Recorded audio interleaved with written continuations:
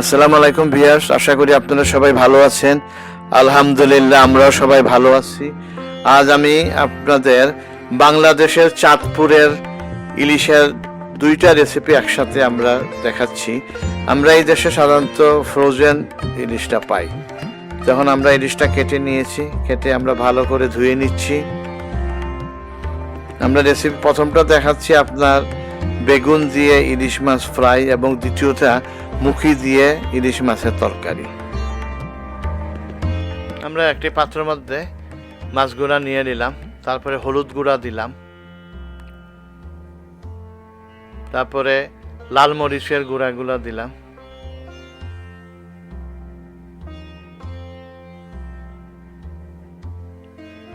লবণ দিলাম স্বাদ মতো, সামান্য ধনিয়া গুঁড়া দিলাম,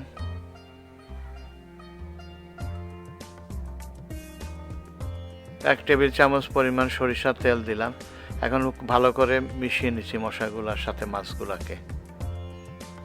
এখন আমরা একটি পাত্রে 2 টেবিল চামচ সরিষার তেল দিলাম, তারপরে মাছগুলো দিয়ে দিলাম একে একে, এবং ডিমটাও দিলাম মাছের। এখন আস্তে আস্তে মাছটা আমরা উল্টিয়ে নিলাম।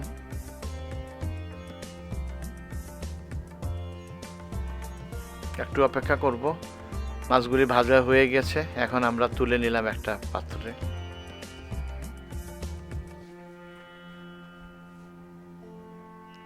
খুব সুন্দর একটা কালার হয়েছে।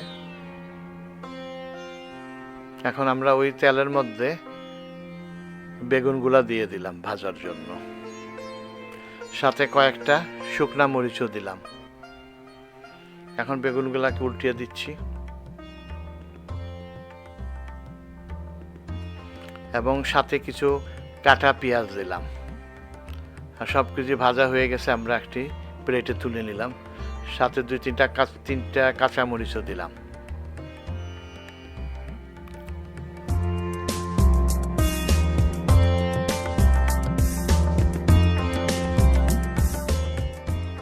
আমরা তরকারিটা রান্নার জন্য মশলা নিলাম।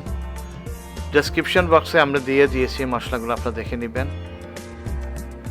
একটি প্লেটে আমরা কাঁচা মরিচগুলো কেটে নিয়েছি, এবং পেঁয়াজ কুচি এবং রসুন কুচি আছে। এখন একটি পাত্রে আমরা 2 টেবিল চামচ পরিমাণ কুকিং অয়েল দিলাম। তেলটা গরম হওয়ার পর আমরা রসুন কুচি দিলাম এবং পেঁয়াজ কুচি দিয়ে দিলাম।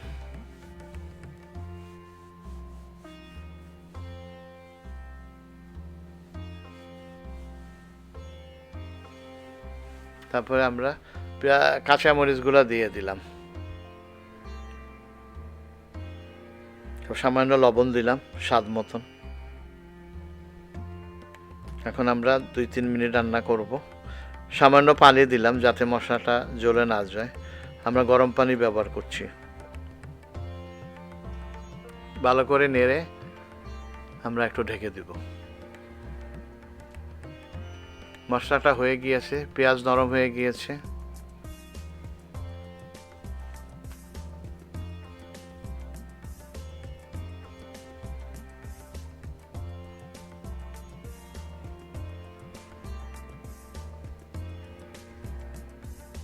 এখন আমরা বাকি মশলাগুলা একে একে দিয়ে দিব। আমরা হলুদ গুঁড়া, মরিচ গুঁড়া দিলাম,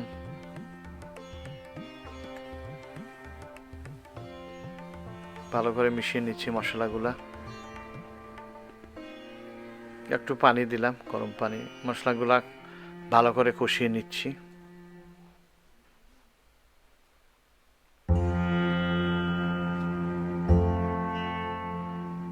আর একটু পানি দিলাম আমরা, গরম পানি।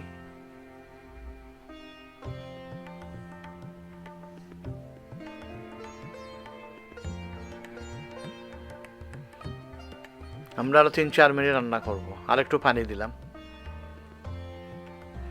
যাতে মশলাটা জ্বলে না যায়। এখন আমরা একটি পাত্রে মুখিগুলা কেটে নিয়েছিলাম, এগুলাকে ভালো করে ধুয়ে নিচ্ছি।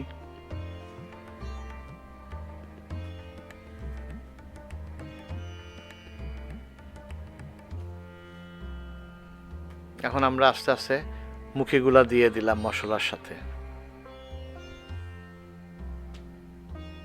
আমরা এখন মুখিগুলাকে মশলার সাথে ভালো করে মিশিয়ে নিচ্ছি।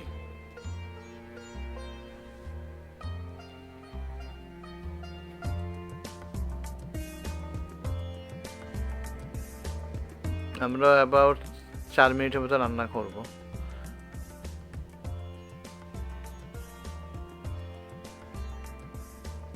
মুখিগুলা থেকে একটু পানি বের হয়েছে।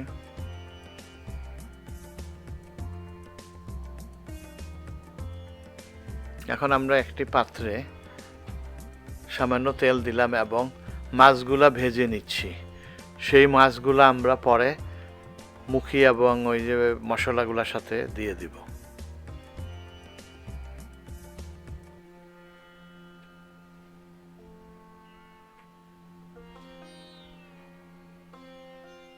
মাছগুলা ভাজা হচ্ছে। এখন আমরা আস্তে দেখলাম মুখিটাও নরম হয়ে আসছে, একটু দেখে নিলাম। সামান্য গরম পানি অ্যাড করলাম আমরা।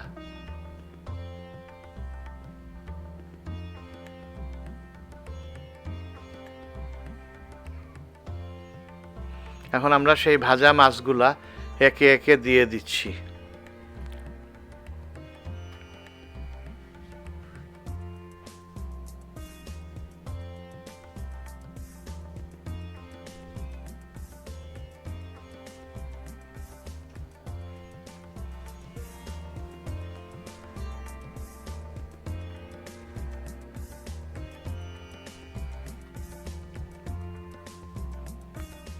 কল্লাটা দিয়ে দেওয়া হলো, মাছের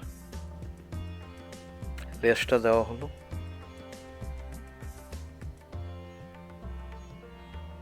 এখন আমরা কিছু পানি দিয়েছিলাম, দিয়ে আমরা জাল দিচ্ছি। টোটাল 10 মিনিটের মতো জাল দিতে হবে। তরকারিটা হয়ে গিয়েছে। যদি ভালো লাগে তাহলে লাইক দিবেন, শেয়ার করবেন, আপনাদের মূল্যবান কমেন্ট দিবেন, আর আমাদের চ্যানেলটা সাবস্ক্রাইব করবেন। যারা অলরেডি সাবস্ক্রাইব করেছেন তাদেরকে অনেক অনেক ধন্যবাদ।